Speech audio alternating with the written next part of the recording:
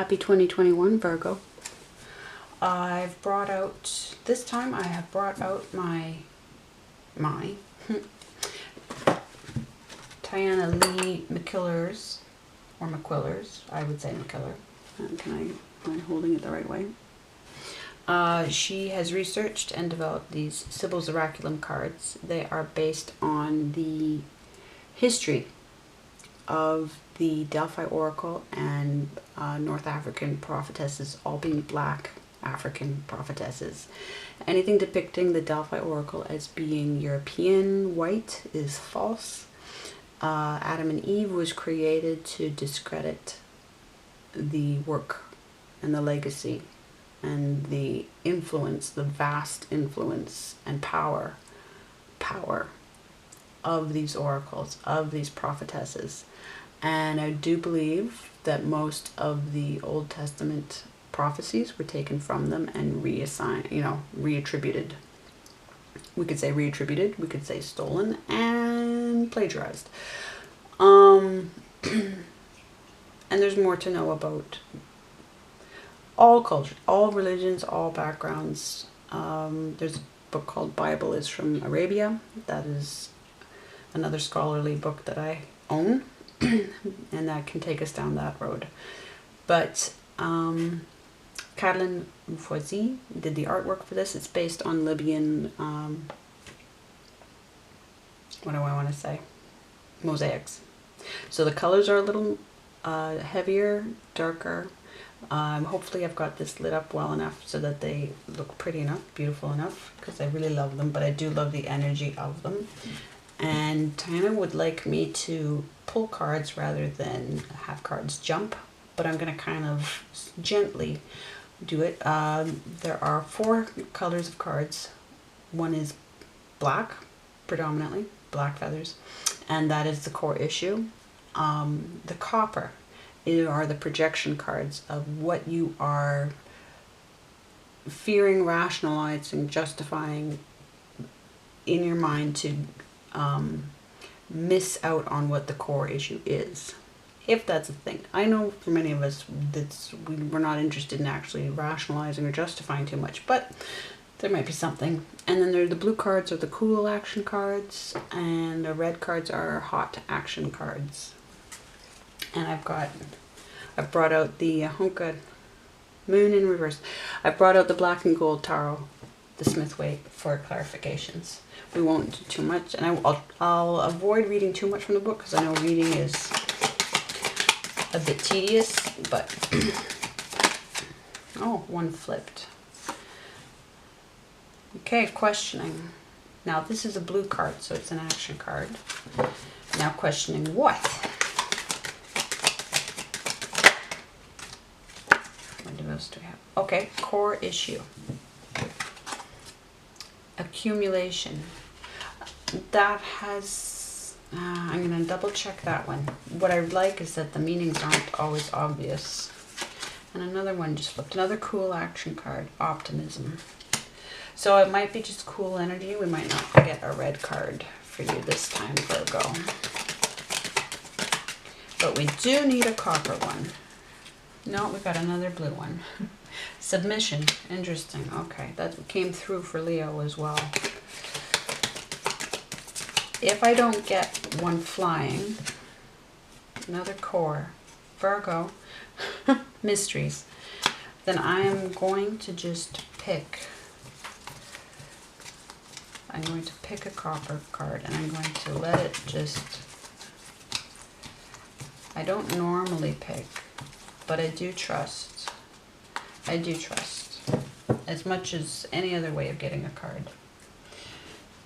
This is about God speaking to me, and I don't even need cards to speak with God, clearly. Okay. Wow, rage. Rage, Virgo. Well, let's see what Tarot has to say, if anything. Sideways and okay, so there's a transformation. I know most everybody will read this card as Am I holding it so it's glaring? Okay. Most people will read the Seven of Cups as clouded thinking, and there could be that, but thanks to Archangel Guidance on YouTube, she once pointed out that the sevens are transformations of self, promises to self. Sevens are promises to self, and I take them as transformations. And I am a Scorpio rising, and this is my rising card. And I know that it has everything to do with connecting with the other worlds, connecting with spirit guides, with souls, with ancestors, and stepping into their world as much as this world, bridging the worlds, and actually becoming many things. Becoming like as many as 7 different things. It's never as simple as picking just one. And even Gary Vaynerchuk, if you ever listen to him for any help with, well, I mean, he's there for business and entrepreneurial coaching on YouTube, but self-development as well. Many avenues to go down. Don't live just a binary life. Don't live a yes-no life. You've got to try things. Why am I rambling about that, Virgo? Well, you are the 6th house of workplaces, Virgo.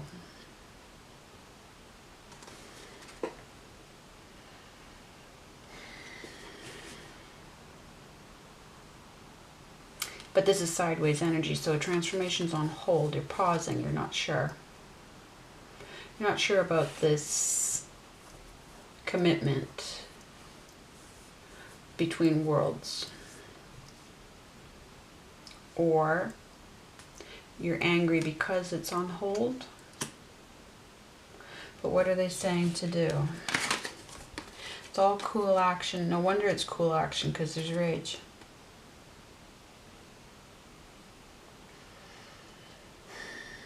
Questioning, submission, optimism. Well, the optimism matters a lot. In fact, to quote Gary Vee again, he's like, without optimism, you're dead in the water, basically. Submission to what? See, there's this boat that's similar to the 6 of Swords boat.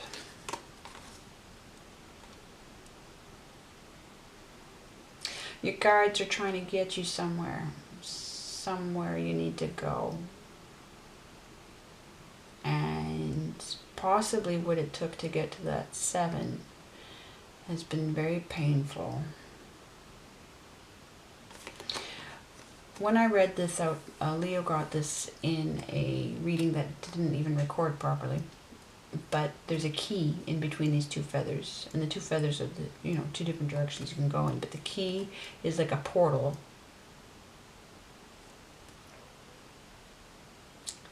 The opportunity, right? That doorway between worlds.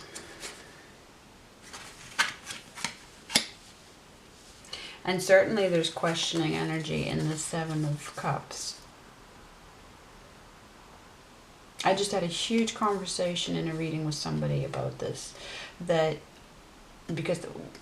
it showed up for them as the 5 of Wands. And I was like, yeah, you need, when there are conflicting interests, and they might all be your own conflicting interests, you have to go with all of them. You have to try all of them, and you have to be okay when some of them just don't pan out. We get so worried about making a success of everything, and that we'll have wasted time on something not working out. And it's like, no, the only time that can be wasted is deliberating too long, when you could have said yes, tried it, and found out, and moved on. And you never know what that one journey will take you to. Like, again, if we're all too binary, if we're too yes, no, yes, no, yes, no, right, wrong, right, wrong, right, wrong, that's not real. That's not real. That's stuck. That's stuck. Okay, so what can I say?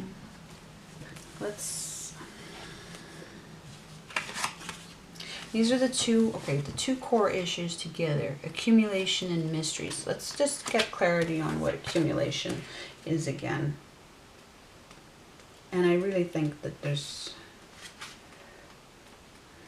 it's interesting that there are 2 core issues and there are 2 feathers. Yes.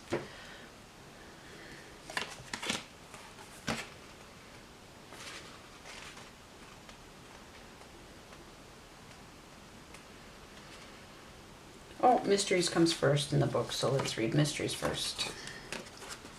There's a crow. It represents intelligence, higher knowledge, adaptability, the underworld, and resourcefulness. What did we say about worlds? Crows dine on the remains of dead animals that died naturally or are left over from the meals of predators, but they do not kill. The scroll represents the mysteries of all the ages, so we're talking high priestess stuff here, both oral and written. Roses in general represent passion, but here the buds represent the beginnings of a great desire to seek the unknown. Well, what's on the other side of this, right? This transformation, this 7 of transformation, the promise to self. In Cups energy, there's huge unknowns there because we're talking other worlds.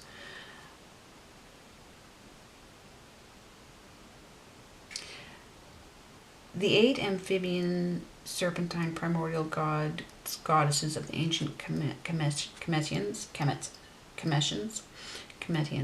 I know Kemet, so Egypt, represented the obscurity of the primordial state of the universe. They were Nun and Nonet, water, Amun and Amunet, invisibility, Hech and Hechet, infinity, and Kek and Keket, darkness. They had no priesthood, but merely represented the imperceptibly vast creative potential of existence. The concept spread to Greece and Rome. Amun, the hidden one, cannot be fully comprehended, and all that is internally felt but cannot be perceived by the 5 senses. There is nothing that must remain unknown to us, even if it is currently inexplicable. Somehow we know that there's always more to learn, which ultimately leads to experimentation and eventually the revelation of previously inconceivable truths. We also know that what was once common knowledge in the past may revert back into the category of mystery again until the cycle toward rediscovery begins anew.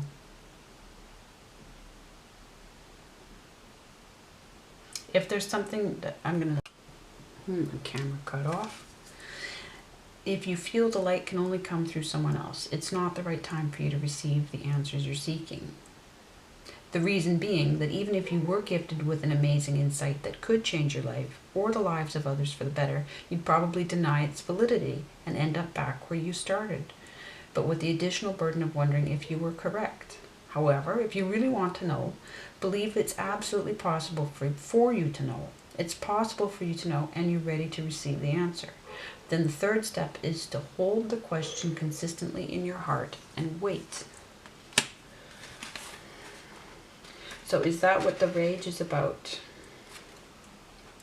Probably. It would put me in a rage. And it has done in the past when there's too much that's unknown.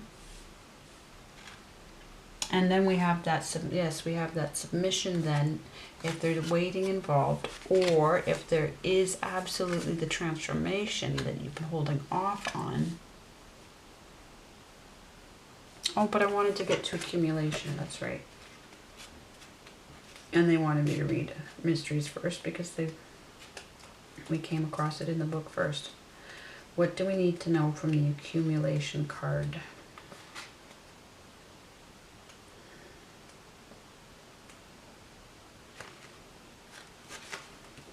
There are bees in it, and they represent productivity, sacrifice, teamwork, focus, and order. Entire existence dedicated to accumulation for the sake of their community. The bowl of fruit symbolizes the abundance of such efforts. They list some gods. The gods that are represented in the card.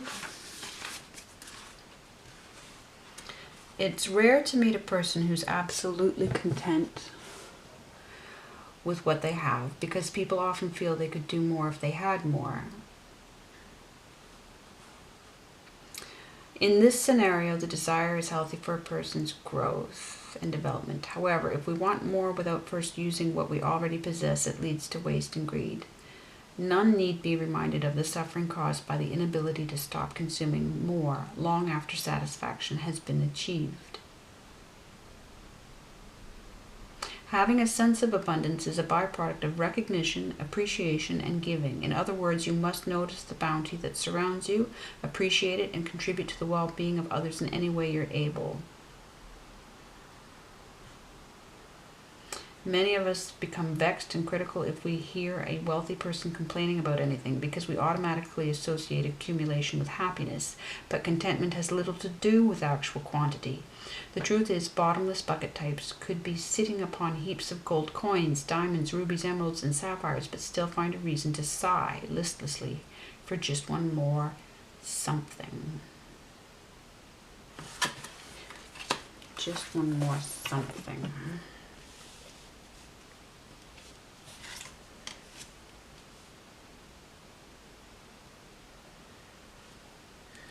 I want one more tarot card, please. I don't even know what for, but see, they do. And it can be the final word. Knight of Cups in reverse. Well, if that doesn't work with this transformation, sideways. Virgo, Virgo, Virgo. I want to say, well, if it doesn't have something to do with accumulation as well. Virgo, are you doing anything toxic right now? Because this knight is off his horse. Off his horse.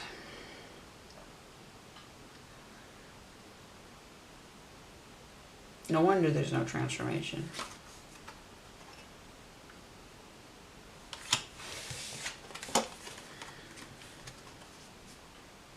There was, if it's any help, there was a night that I experienced so much rage. I handed my affidavits over to my ex's sister so that she could see my side of the story. It was a horrific story. I didn't hand them to her directly. I had my dad hand them to her in a huge manila envelope.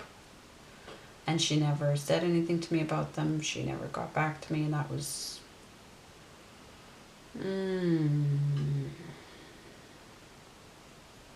somewhere around 2005, 2006. I went into such a rage from the feeling so bare, feeling so exposed, feeling such a lack of justice that night, and I didn't know what to do. And something came and ran a scanner over me. I could feel what I would suggest be God. I could feel I was being scanned, and suddenly a few minutes later, and I was in, it's in the dead of night, I'm in bed, and I just can't shut it down. And I learned how to work with rage that night. The scanning, there was scanning, and I just felt like something was running a scanner over me. And there was calmness, and then I all of a sudden started to understand how to work with rage. That rage is separate from anger, and how to work with it, not work against it, and not be run by, like it is there as a gift, to understand it as a gift, to start to really step in, and we're talking sort of Bruce Lee thinking here, yeah? And it hasn't been an issue since. Yeah, I get angry about stuff, but that's different. But that rage inside, if that's any help, then there is a way to exist with rage, to work with it. And it helps to save you. You become excellent with rage, and it is the way forward. It is the way forward. So this is all happening because it needs to happen, because how can it not? It's going to happen until you master it. And it's got to be calm action, because if you're off your horse, this transformation this is not just your doing. You know it's not just your doing. You know this has been put on you. Right? You know, there's a bigger picture here. I would say that this, for me, is a prison planet, and some of us are doing our best to help hack the system. If you said yes to something before you got here on Earth,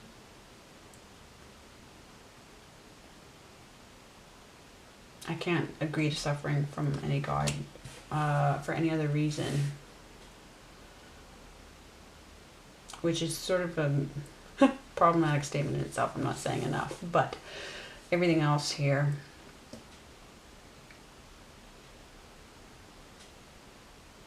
you have to make up your mind about your ethics, what you find acceptable in a God, what you find true about good and evil. You're Virgo, you've already done it. Now, if this is, because this is bigger, this is Cups energy, this is otherworld energy, this is metaphysical, this is bloodlines, ancestors, bigger picture. This is all bigger picture. This isn't, and it can affect career, absolutely, because this is probably who you are. Enough that you're, you know, enough that it's hitting this hard. No major arcana. But again, I take everything from the Sibyls as being their own major arcana. Yes? Okay, Virgo. Again, welcome to 2021, and I will be back soon. Much love.